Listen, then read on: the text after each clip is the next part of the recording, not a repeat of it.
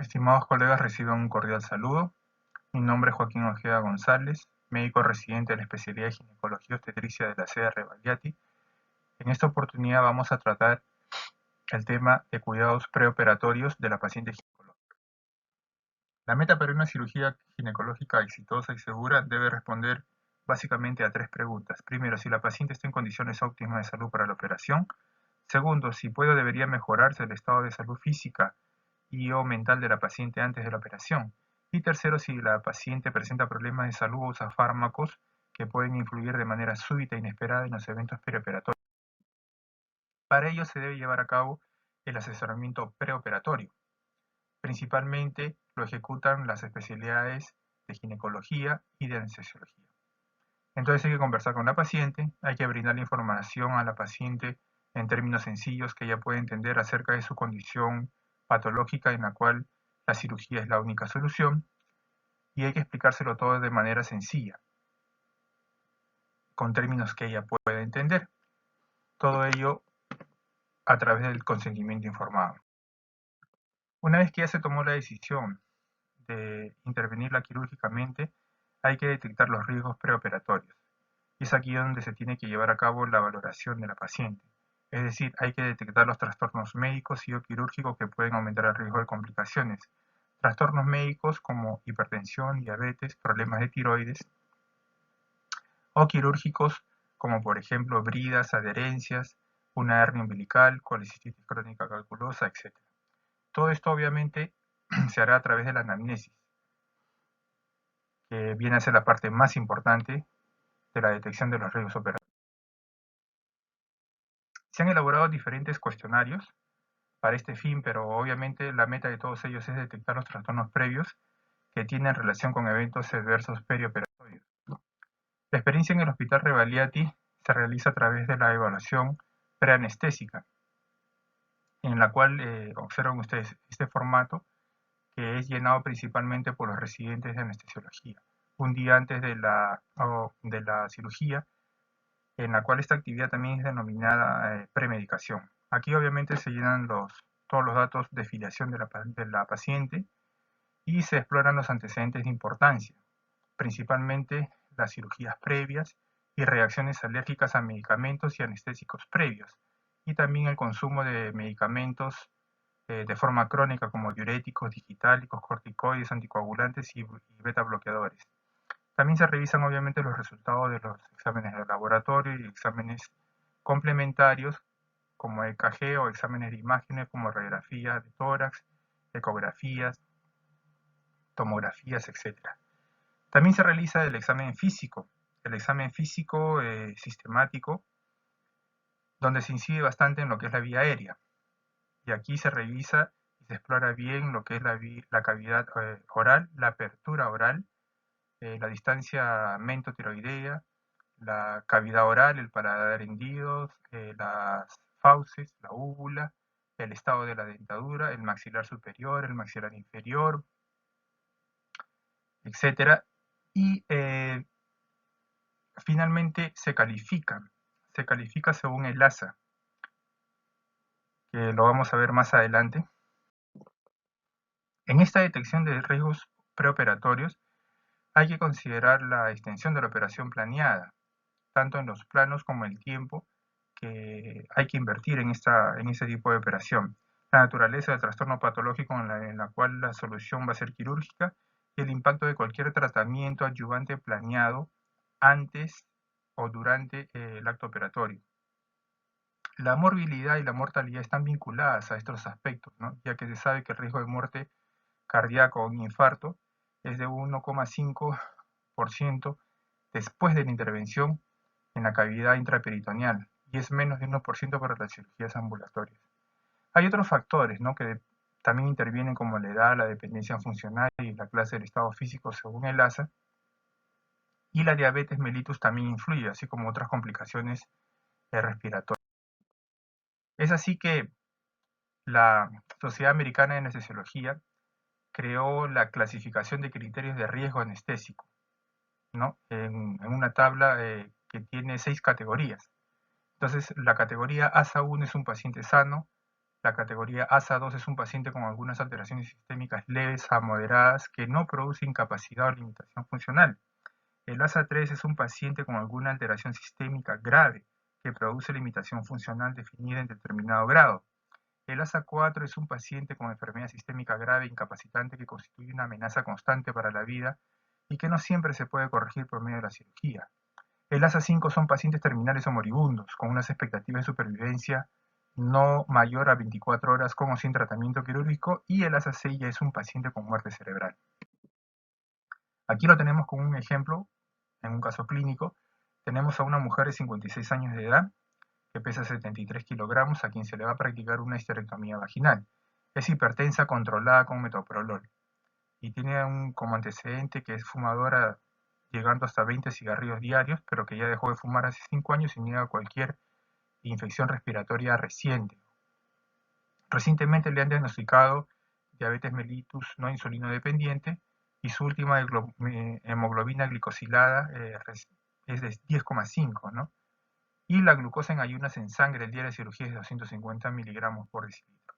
Entonces la clasificación de su estado físico o su riesgo anestésico es de un ASA3 por una diabetes mellitus 2 mal controlada. Obviamente que esta paciente no entrará a operarse aquel día programado. Entonces el Programa Nacional de Mejoramiento de la Calidad Quirúrgica de Estados Unidos nos dice que la utilidad de los estudios de laboratorio y otras pruebas son importantes, pero principalmente es la clínica la que será la mejor predictora de las complicaciones quirúrgicas. Y aquí hay que tener en cuenta los antecedentes, a la edad y el tipo de cirugía planeada. El laboratorio va a ayudar, por supuesto, pero principalmente es la clínica la que nos va a ayudar a detectar las complicaciones que se pueden presentar en el intraoperatorio. Entonces, la utilidad de estas pruebas de laboratorio, bueno, se basan en factores de riesgo de la paciente, detectados en los antecedentes y en la exploración física. Y se tiene que solicitar, bueno, lo que es el perfil de coagulación. Una subunidad beta para descartar gestación en una paciente en edad reproductiva, una radiografía de tórax, un hemograma completo y un hematocrito, urea creatinina, sobre todo en pacientes con diabetes e hipertensas, y también las pacientes de edad avanzada para ver la función renal, electrolitos séricos, bueno, a pacientes que usan diuréticos. Es que no es raro que las pacientes que se vayan a operar, muchas de ellas ya sean mayores, más de 60 años. La glicemia horaria, bueno, para las pacientes que usan corticoides o que son diabéticas, un EKG para las pacientes con problemas cardiovasculares, aunque también el EKG tiene que ordenarse ya de manera sistemática a todas las pacientes mayores de 50 años. También se pueden pedir pruebas de esfuerzo para pacientes que presentan algún problema cardíaco, ¿no? Mala tolerancia al ejercicio, síntomas cardíacos, antecedentes de infartos, insuficiencia cardíaca congestiva, enfermedad cardiovascular, etc. La radiografía de tórax y las pruebas de función pulmonar que a veces se solicitan para incidir o detectar algún problema específico no siempre predicen complicaciones pulmonares postquirúrgicas, porque obviamente puede expirarse durante el intraoperatorio. Entonces un buen examen físico permite detectar la mayoría de trastornos de alto riesgo para reducir así los eventos adversos intraoperatorios. Ahora, las mujeres que ya presentan disnea, tos no explicada o mala tolerancia al ejercicio ya tienen que considerarse para una evaluación adicional antes de la operación. En cuanto a la citología cervicuterina, es importante que una paciente entre con el resultado de su Papa Nicolau, ya que esto va a determinar también el tipo de cirugía que se va a hacer. Por ejemplo, si ya tiene cáncer cervicuterino y la histerectomía simple ya no será apropiada, sino será una compleja. En cuanto a las infecciones urinarias y a las vaginosis bacterianas, tienen que ser resueltas antes de la operación. Se tiene que realizar lo que se llama la desfocalización para que éstas sean detectadas y solucionadas antes de la operación. En cuanto al tratamiento perioperatorio ante el uso crónico de medicamentos, bueno, hay que considerar que el uso crónico se continúa de manera segura en el perioperatorio, ¿no? Entonces no se recomienda la suspensión principalmente de los beta bloqueadores para controlar las arritmias o las anginas de pecho, las estatinas, alfa-2 agonistas, bloqueantes H2, inhibidores de la bomba de protones, medicamentos contra el asma, todos ellos, los inhalados, tampoco se deben suspender. En cuanto a los anticonceptivos orales, bueno, entonces más o menos se suspenden una semana o un mes antes, pero hay controversia, ¿no? O sea, la idea es reducir el riesgo de flebitis, pero hay una preocupación también por un embarazo no deseado, y que obviamente eso se va a detectar también con la subunidad beta. Y eso sí, se debe interrumpir cualquier tipo de medicación complementaria, ¿no? O llamada también herbolaria. Las pacientes que usan warfarina se interrumpe antes de la operación electiva para disminuir el riesgo de hemorragias y hematomas, aunque aumente el riesgo de trombosis, ¿no? Por lo tanto, hay que tratar a la paciente con enoxaparina, con esa dosis 1 miligramo por kilogramo subcutáneo cada 12 horas en el prequirúrgico, 5 días antes de la operación, hasta llegar a un INR menor a 1,5. Y aquí el riesgo ya de hemorragia es mínimo, ¿no? Y hay que mantener la enoxaparina también en el prequirúrgico hasta 24 horas antes del prequirúrgico. En cuanto a la aspirina, se recomienda mínimo suspenderlo una semana antes y hay que retirarlo, hay que retirar su uso por el riesgo de hemorragias y hematomas, ¿no? Aunque aumente el riesgo de tromboembolismo, pero hay que usarlo obviamente que en mujeres con enfermedad cardiovascular. Pero no se recomienda su uso casual, ¿no? de la aspirina. En cuanto al uso de los beta bloqueadores, esto hay que usarlo solamente en grupos de alto riesgo, ¿no? O sea, las pacientes con mayor riesgo de eventos cardíacos preoperatorios son las que usan los beta bloqueadores. Entonces, al menos una semana antes de la cirugía, que es mejor si es un mes antes, hay que titular la dosis mínima que controle la frecuencia cardíaca, evitando la bradicardia y la hipotensión. Y eso sí, no hay que hacerse el día de la operación, ¿no? Esto incluye mujeres con cardiopatía isquémica, insuficiencia cardíaca, ictus, diabetes mellitus, insuficiencia renal.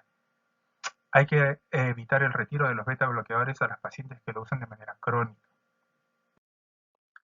En cuanto a las pacientes que se van a someter o se han sometido a unas angioplastías, hay que aplicar una estrategia con estas mujeres que tienen cardiopatía isquémica, ¿no? El riesgo de infarto o muerte aumenta en las primeras semanas que siguen angioplastía o una colocación de stent cuando son operadas. Hay que tener cuidado. Por lo tanto, no debería realizarse una cirugía ginecológica en las primeras 6 semanas. Y si le han colocado un stent medicado, esta ya debería postergarse hasta después de un año. En cuanto a los pacientes con diabetes, hay que controlar bien la glicemia. El día de la operación tiene que entrar con una glicemia dentro de los valores normales y en el postoperatorio debería tener una glucosa o una glicemia menor a 200 para evitar infecciones de deriva operatoria, siempre valorando la depuración de creatinina para tener en cuenta si hay alteración renal.